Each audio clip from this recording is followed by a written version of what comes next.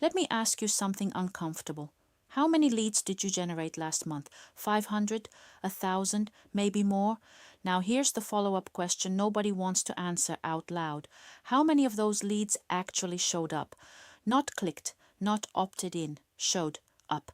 Because there is a massive, expensive, ego-flattering lie that is quietly destroying businesses right now, and it lives inside your CRM. It's the idea that lead volume equals business health, that a bigger list means a bigger company, that if you just pour more money into ads, run more campaigns, and generate more contacts, eventually the math will work in your favor. It won't, and I'm going to tell you exactly why. Here's what's actually happening. You are filling a pipeline with ghosts. People who clicked something at 11 p.m. on a Tuesday, half watching TV, mildly curious, with zero intention of ever buying anything from you. They gave you their email address the same way they give their phone number to a restaurant waiting list, just to get past the friction of the moment. And the second that moment passed, so did their interest in you. But your CRM doesn't know that. Your CRM just sees a lead. It counts it. It celebrates it. Your dashboard turns green. Your team feels productive. And meanwhile, your sales reps are spending their days chasing people who have already mentally moved on. This is what I call the vanity metric trap. And it is one of the most dangerous places a growing business can be, because it feels like momentum. It looks like growth. Your numbers are going up. Your list is getting longer. But your bank account tells a completely different story. Think about the real cost here. Every ghost lead costs you money. There's the ad spend to acquire them, the automation sequences to nurture them, the time your sales team burns trying to book them, rebook them, follow up with them, and eventually write them off. And then there's the invisible cost, the opportunity cost of not spending that time, that energy, and that budget on leads who actually wanted to be there. I've seen businesses spending $15,000, $20,000, even $30,000 a month on lead generation, celebrating a cost per lead of $12, while their actual cost per closed client is somewhere north of $3,000. The math only works if you're willing to look at the whole equation, and here's the part that really stings. High lead volume can actually make your business worse. Not just because of the wasted spend, but because of what it does to your team's psychology. When your reps are ghosted over and over again, they start to believe that's just how sales works. They lower their expectations. They stop bringing energy to calls because they've been burned too many times. The culture of your sales floor gets poisoned by a pipeline full of people who were never real buyers to begin with. So what's the alternative? Is the answer just to generate fewer leads? Not exactly. The answer is to generate different leads. Leads that have skin in the game. Leads that show up because they actually want to be there, not because a retargeting pixel caught them at a weak moment. The difference between a ghost lead and a high trust lead isn't the offer, it isn't the funnel, it isn't even the price point, it's the relationship that existed before they ever heard your name.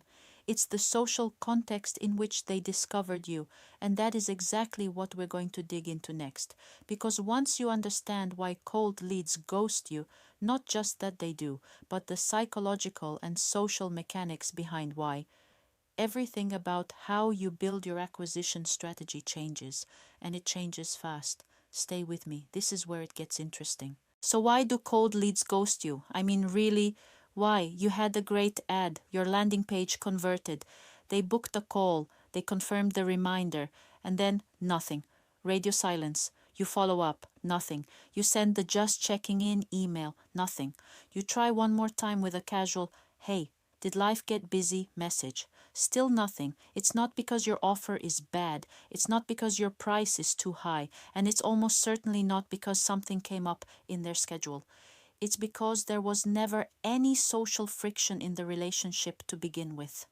Let me explain what I mean by social friction, because this concept is the entire key to understanding why referral-based leads behave so differently from cold leads.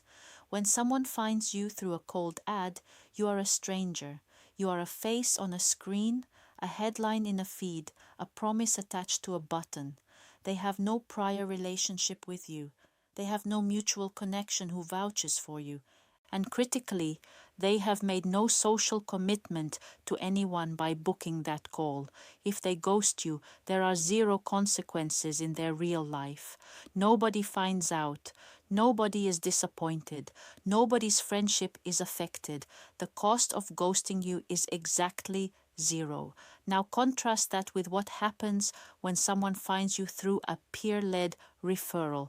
Their friend, someone they actually know, someone whose opinion they care about, told them about you. Maybe their friend said, "You have to talk to this person, I'll make an intro." Maybe they said, "I just went through their program and it changed everything for me. You should reach out."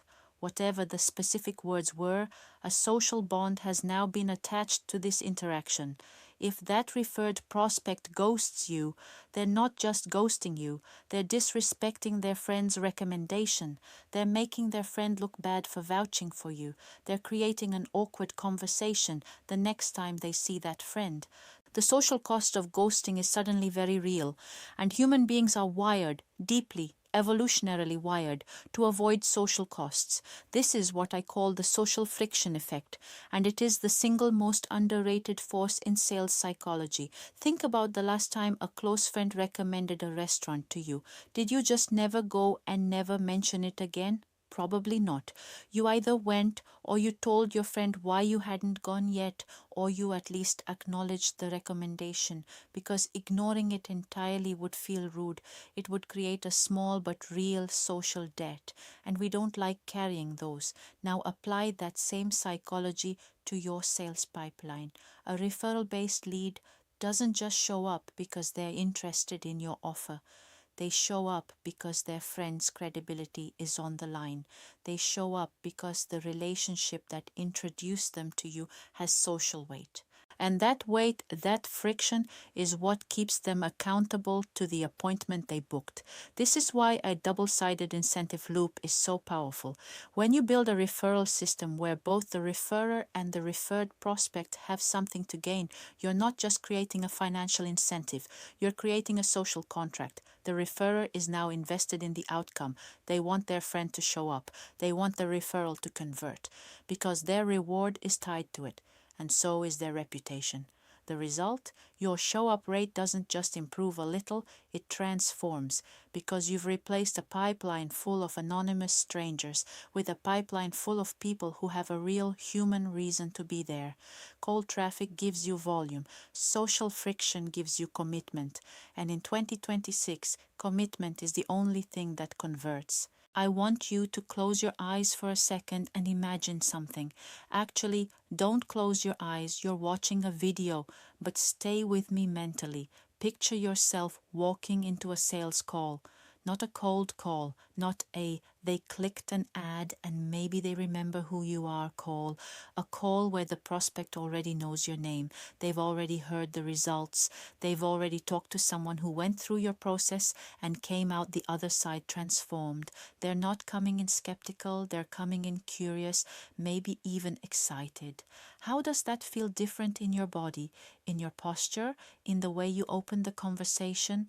Because here's what most people in sales don't talk about. The energy you bring to a call is directly shaped by the quality of the lead on the other end. When you've been ghosted 15 times in a row, you start every new call with a low-grade anxiety, a quiet voice in the back of your head that says, "Is this person even real? Are they going to show up? Do they actually want this?" And that anxiety leaks. It shows up in your tone. It shows up in how quickly you rush to prove your value. It shows up in how you handle objections, not from a place of confidence, but from a place of desperation. But when you walk into a call with a preheated prospect, someone who has been socially vouched for, who has heard the results, who trusts the source, everything shifts. You're not selling anymore. You're facilitating. You're having a conversation between two people who already agree on the destination and are just working out the details of the journey. This is the identity shift I want you to make. Stop thinking of yourself as a salesperson who needs to convince strangers to trust you. Start thinking of yourself as a trusted advisor who gets introduced to people who are already predisposed to work with you. That's not a semantic difference. That's a complete restructuring of how you show up, how you price, and how you close. When you operate from that identity, something remarkable happens to your pricing conversations. Price shopping disappears. Think about it. When was the last time you price shopped a recommendation from a close friend? When your friend says, "This mechanic is the only one I trust with my car," do you immediately go on Google and find 3 cheaper mechanics to compare? No, you call the mechanic your friend recommended because the trust has already been transferred, the vetting has already been done, the social proof is baked in before you ever pick up the phone.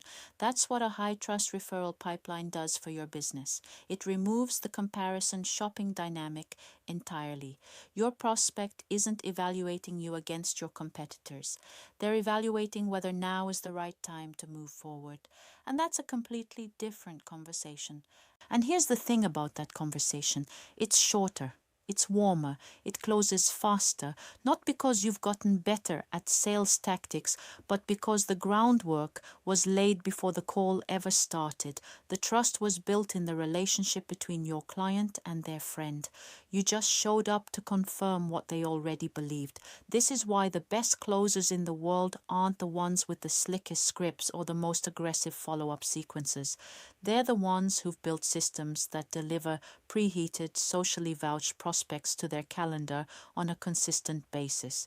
They've engineered the conditions for trust before the conversation begins. And once you make that identity shift, once you stop chasing cold strangers and start building the infrastructure for warm introductions, you will never want to go back. Because selling from trust isn't just more effective, it's more enjoyable, it's more sustainable, and it's the only model that scales without burning out your team or your budget. You're not a salesperson anymore. You're the person everyone gets referred to. That's the shift, and everything downstream of it changes. Let me give you a real number. Not a hypothetical, not a imagine if scenario, a real audit from a real funnel. We worked with a client who was generating 500 leads a month. 500. By most metrics, that looks like a thriving acquisition machine.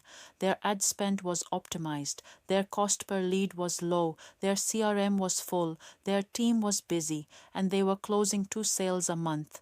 2 out of 500. That's a 0.4% conversion rate. And when you factor in the ad spend, the sales team's salaries, the software, the follow-up sequences, and the opportunity cost, each of those 2 closed clients was costing them somewhere in the neighborhood of $15,000 to acquire.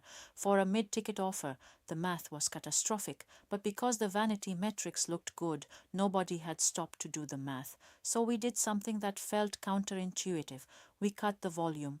We shifted the acquisition strategy away from cold paid traffic and toward the structured double-sided incentive loop, a referral system where existing clients were rewarded for introducing qualified peers, and those referred prospects received a meaningful benefit for showing up and engaging seriously with the process. Within 90 days, lead volume dropped by 30%, from 500 a month to 350.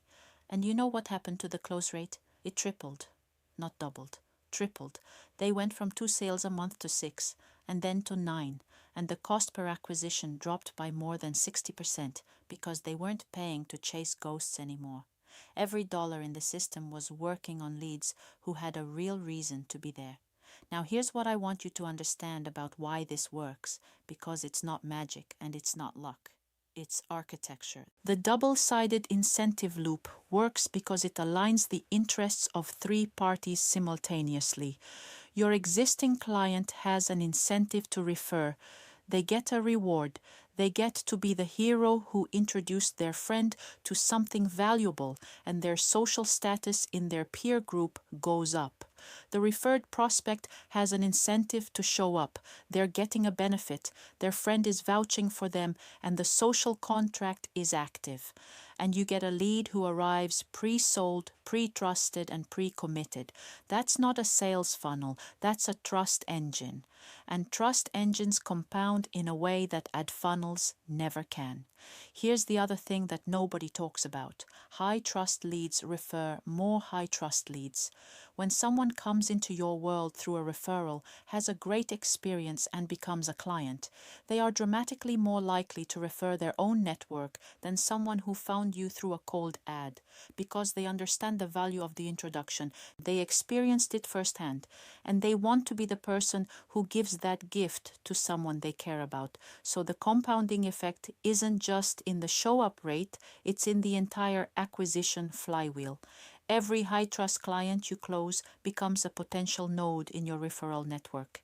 Every node generates more high-trust leads, and the system gets stronger, cheaper, and more efficient over time, without you spending more on ads. Compare that to a cold traffic funnel, which requires constant fuel. The moment you stop paying, the leads stop coming. There's no compounding, there's no flywheel, there's just a tap that runs as long as you keep paying for water. So here's where I want to leave you. The ghosting epidemic is not a follow-up problem. It's not a messaging problem. It's not a funnel problem. It's a trust architecture problem. And the solution isn't to get better at chasing cold leads. It's to stop generating them in the first place. High trust leads are the only currency that matters in 2026. Not because cold traffic doesn't work. It can work in the right context with the right economics. But because in a world where attention is fragmented, skepticism is at an all-time high, and your prospects have been burned by 100 promises before yours.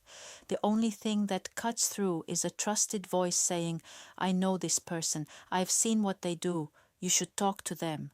That's the silent close. No pitch, no pressure, no follow-up sequence, just trust, transferred from one human being to another before you ever say a word. Build the system that earns that trust. Build the loop that rewards the people who share it. And watch what happens to your pipeline when every lead that shows up on your calendar already believes in you before the call begins. That's the game, and now you know how to play it.